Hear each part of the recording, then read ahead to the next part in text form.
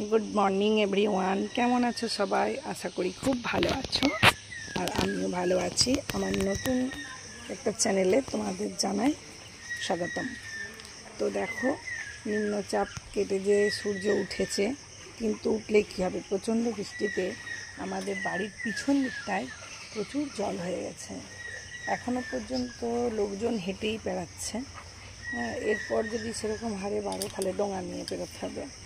আর এইখানে দেখো এই যে দোতলা বাড়িটা দেখতে পাচ্ছ সামনে, এই রকের কানায় কানায় জল হয়ে যায়। এই বাড়িটা কিন্তু যে জানলাটা দেখতে পাচ্ছ তার এই যে নেট করা আছে এটা পুরোটাই জল হয়ে যায়। তো যাই হোক, এটা নিয়ে দুবার আমাদের বন্যা এলো এখানে, কিন্তু এখনো পর্যন্ত ডুবেনি, অল্প অল্প বাড়ছে।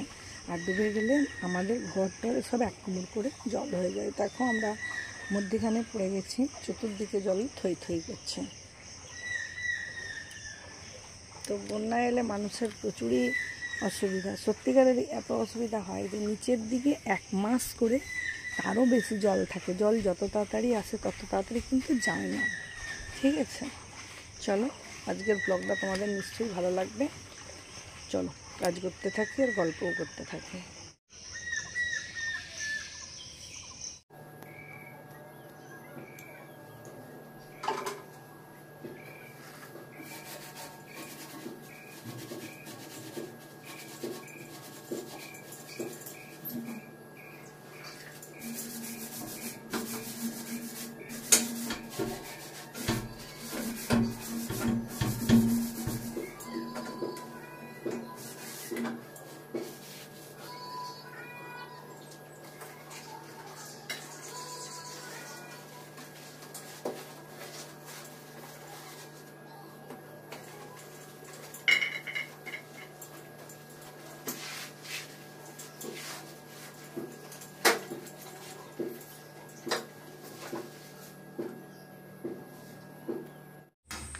তো দেখো আমার রান্নাঘরে না কিচেন চিমনি নেই, এর জন্য এত চিটা পড়ে যে দেয়াল ফেয়াল সব চিটচিট করে। তো আজকে ভাবলাম যে তাহলে দেয়ালগুলো একটু পরিষ্কার করে দিই। সবসময় তো পরিষ্কার করা সম্ভব হয় না, কোনো মানুষেরই হয় না, শুধু আমার কেন, যে সমস্ত মানে গৃহবধূরা রয়েছে তারা কি পারে সবসময় পরিষ্কার করতে? কারো হয়তো অফিসের ভাত, কারো হয়তো স্কুলের ভাত, কারো হয়তো স্বামী ব্যবসা যাবে, দোকান যাবে, হ্যাঁ তাদেরও সেই একই অবস্থা। তাই ভাবলাম আজকে যখন ফাঁকা পেয়েছি তাহলে দেয়াল টেয়ালগুলো একটু পরিষ্কার করে দিই। তো আমি হচ্ছে যে ভিনিগার দিয়ে আর শ্যাম্পু দিয়েই করি, অন্য কিছু দিয়ে করি না। তো প্রত্যেক দিন সম্ভব হয় না, তো এতেও দেখছি যে শ্যাম্পু আর হচ্ছে ভিনিগার দিয়ে যে করছি সুন্দর ছেড়ে যাচ্ছে, কোনো মানে চিটচিটা ভাবটা থাকছে না। এইগুলো দিয়ে আগে শ্যাম্পু ফ্যাম্পু দিয়ে আগে গোটা পাথরটা ঘষে নিই, তারপর শুকনো কাপড়ে করে মুছামুছি করি। আজ হয়তো একটু রান্না করতেও দেরি হয়ে যাবে, যেহেতু পুজো আজা নেই, তাহলে এই কাজগুলো একটু সেরে নিই। দেখো আমার রান্নাঘর পরিষ্কার করে ভূতের মতন অবস্থা হয়ে গেছিলো, মানে চতুর্দিকে ঝুলটুলগুলো তো ছেড়েছিলাম, দেয়ালগুলোও পরিষ্কার করেছিলাম, পাহাড়াও ক্লিনিং করলাম, হ্যাঁ শুধু ফ্রিজটা বাকি আছে। আর রান্না চাপিয়ে দিয়েছি, আর এখানে গ্যাসটাও পরিষ্কার করেছি, আর সমস্ত কিছু কিচেনের সব গুছিয়েও নিয়েছি। ওই জন্য আজকে রান্না চাপাতেও খুব দেরি হয়ে গেছে। তো একটা নতুন রেসিপি রান্না করব, সেটা তোমাদের সঙ্গে শেয়ার করব। দেখো পাড়ার বাচ্চাগুলো বেরিয়েছে, কি সুন্দর বাজাচ্ছে, মুড়ির টিন নিয়ে আসছে, বাজা বাজা।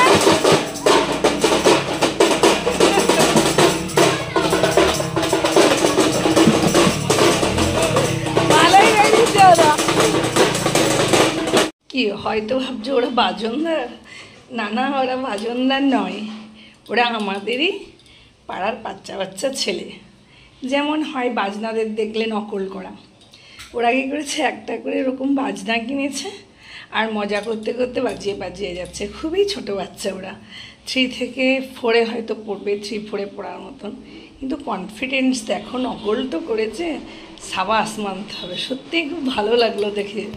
লোক ভাববে বোধহয় পুজোয় কোথা থেকেও এসেছে। আমরা তো প্রথমে তাই ভেবেছিলাম যে আমাদের তো হয়তো মন্দিরে ভোগ হচ্ছে ওই জন্য ওরা এসেছে, কিন্তু না, দেখলাম ওরা সব আমাদেরই পাড়ার বাচ্চা। চলে আয়, শুশু করবি তো করে নে।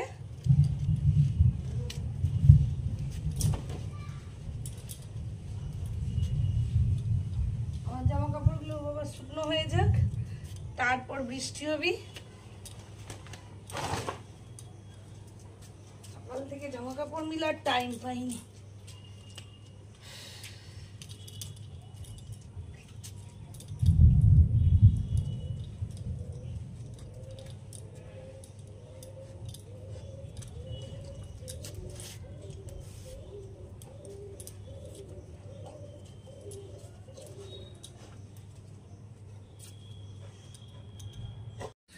পরিমরি করে জামা কাপড়গুলো মিলতে এসেছিলাম, একটু কোনো সময় পাইনি যে জামা কাপড় মিলতে আসি, কারণ রান্নাঘর পরিষ্কার করতে করতেই আমার 11টা বেজে গেছে।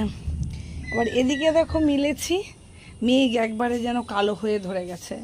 নিচে বন্যা, ওপরে মেঘের ডাক, জল, মানুষের যেন নাজেহাল হয়ে যাচ্ছে।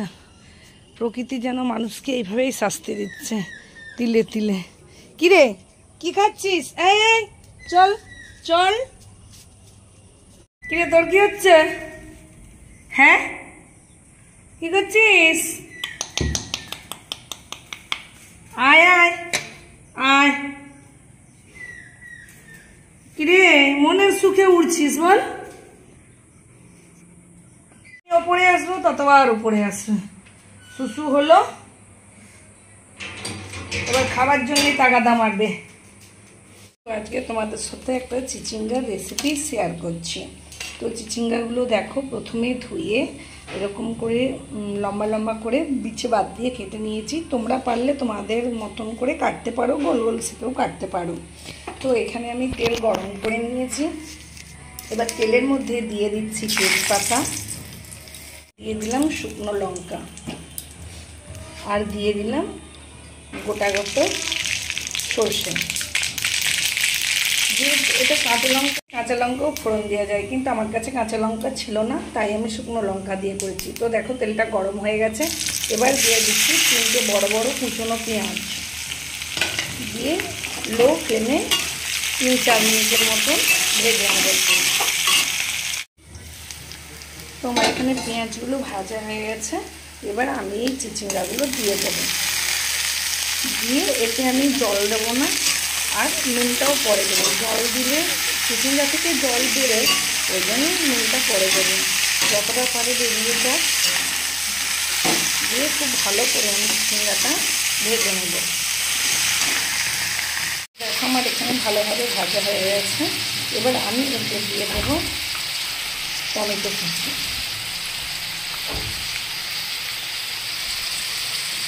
দিয়ে দিলাম হলুদ গুঁড়া, দিয়ে দিলাম লঙ্কা গুঁড়া, দিয়ে দিলাম আদা বাটা, দিয়ে খুব ভালো করে এটাকে নাড়াচাড়া করে কষিয়ে নেব। দিয়ে দিলাম লঙ্কা গুঁড়া, দিয়ে দিলাম আদা বাটা, দিয়ে খুব ভালো করে এটাকে নাড়াচাড়া করে কষিয়ে নেব। যতবারই চিচিঙ্গাটা সেদ্ধ করা হবে, ভাজা হবে, ততবারই কিন্তু চাপা দিয়ে দিয়েই ভাজতে হবে। তো আমার এখানে এটা ভাজা হয়ে এসছে। এবার আমি এতে দিয়ে দেবো জিরে গুঁড়ো, আর এবার দেবো নুন, কারণ অনেকটা পরিমাণ জলই বেরিয়ে শুকনো শুকনো হয়ে গেছে চিচিঙ্গাগুলো। এবার এর মধ্যে আমি দিয়ে দিলাম পরিমাণ মতো নুন,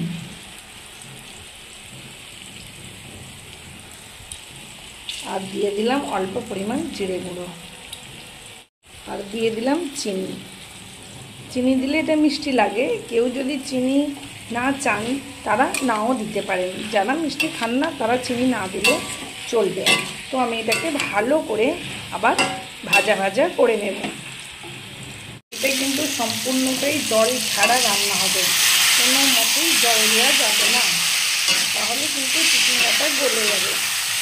তো এর মধ্যে আমি একটু যোগ করছি কাশ্মীরি লঙ্কার গুঁড়ো, তাহলে কি হলো, রঙটা ভালোও আসবে আর দেখতেও ভালো লাগবে।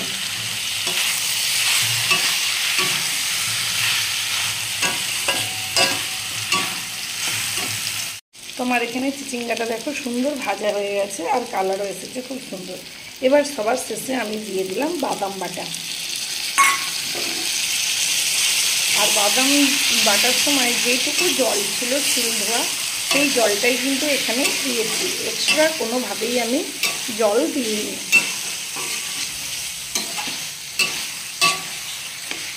দিয়ে আমি একটু ভালো করে এটা ফুটিয়ে নেব। এখানে তরকারিটা রেডি হয়ে গেছে, আর সাথে করেছি ডিমের ঝোল আর করেছি কাঁকরোল ভাজা। তো তোমরাও এরকম একদিন করে দেখো না চিচিঙ্গা রেসিপি, দেখবে কতটা সুন্দর লাগে। তো বিকেল হয়ে গেছে, ঘুম থেকে উঠে খাবার বাসন কুসনগুলো ধুয়ে আমি ছাদে এসেছি, কারণ গাছগুলোয় জল দিতে হবে। গাছগুলো তো একদম শুকিয়ে গেছে, মাটিটা যতদিন বৃষ্টি হচ্ছিল মাটিটা ভালো ভিজাও ছিল আর প্রচুর ফুলও হচ্ছিল। তো ভাবলাম বিকেলে এসেছি যখন ছাদে, তাহলে গাছগুলোতে জল দিয়ে চলে যাই, তারপরে আবার সকালে দেওয়া হবে। আমরা সকাল বিকেল করেই জল দিই, সকালে বিটুর বাবা এসে ছাদে জল দিয়ে দেয় গাছে, আর বিকেলে আমি দিই।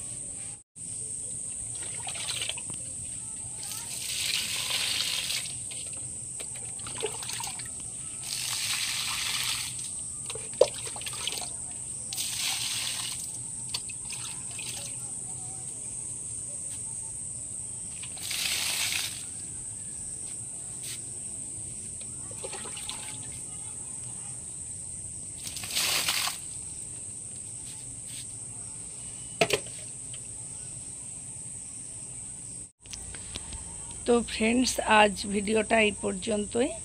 যদি আমার ভিডিওটা ভালো লেগে থাকে তাহলে একটা লাইক, একটা কমেন্ট আর সাবস্ক্রাইব করে দেবেন। টাটা, আবার কাল দেখা হবে নতুন ব্লগ নিয়ে। সবাই ভালো থাকবে, সুস্থ থাকবে। আমার প্রিয় বন্ধুদের একটা ছোট্ট চুমু।